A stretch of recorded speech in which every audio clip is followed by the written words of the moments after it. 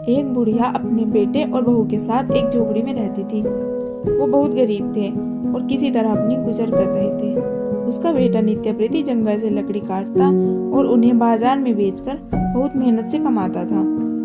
एक बार दिवाली का दिन था। उसका बेटा लकड़ी काटने जा ही रहा था, तभी उसकी पत्नी ने उससे कहा कि आज दिवाली है, आज आप खाली हाथ घर मत आइएगा। उसका पति थोड़ा निराश होकर बोला कि तुम तो जानती हो ना कि मेरी कमाई से बस 2 समय की रोटी का ही इंतजाम हो पाता है, फिर मैं कैसे कुछ ला पाऊंगा।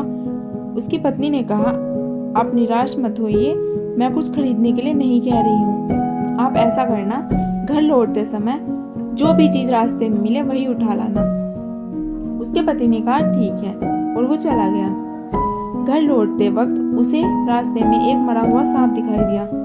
उसने सोचा इस सांप को घर ले जाकर क्या होगा, ये तो किसी काम का नहीं है। फिर भी वो उसे लाठी पर लटकाकर घर की ओर चल दिया। घर पहुंचकर उसने वो सांप छप्पर पर रख दिया और अपने काम करने लगा। तभी आसमान में एक चील रानी का हार अपनी चोंच में उठाकर घूम रही थी और उसकी नजर छप्पर पर रखे उस सांप पर पड़ी। सांप को देखकर चील ने वो हार उनकी झोपड़ी में छोड़ दिया और सांप को उठाकर आकाश में उड़ गई। तभी बुढ़िया की बहू झोपड़ी के बाहर दीपक जलाने आई और उसकी नजर उस हार पर पड़ी। हार देखकर वो अपने पति और सास के पास दौड़ कर गई और हार दिखाकर हाँफते हुए बोली, माँ जी देखिए। तब बुढ़िया बोली, बहू क्या हो गया, तुम हाँफ क्यों रही हो। बहू बोली, माँ जी मुझे घर के आंगन में ये हार मिला है। सब बात करने लगे कि ये हार कहाँ से आया होगा। तभी बहू की नजर उस चील पर पड़ी। उसने सांप पकड़ा हुआ था। उसकी समझ में आ गया कि ये चील अवश्य कहीं से हार उठाकर लाई होगी और ये सांप देखकर हार यहाँ गिर गया होगा। वो कहने लगी कि पता नहीं किसका होगा। तब उसकी सास कहने लगी कि शायद भगवान को हम पर दया आ गई होगी। वे सब बहुत खुश हुए और अंदर जाकर भगवान को धन्यवाद करने लगे।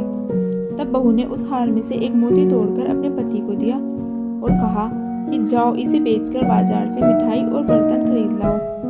तब पति बाजार गया और घर में नए बर्तन और मिठाई खरीद लाया। फिर शाम को सबने एक साथ खुशी खुशी दिवाली मनाई।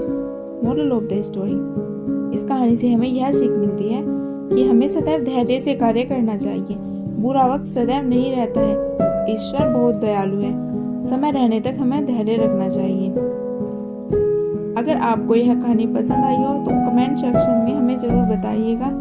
कहानी को लाइक करें और चैनल को सब्सक्राइब करें।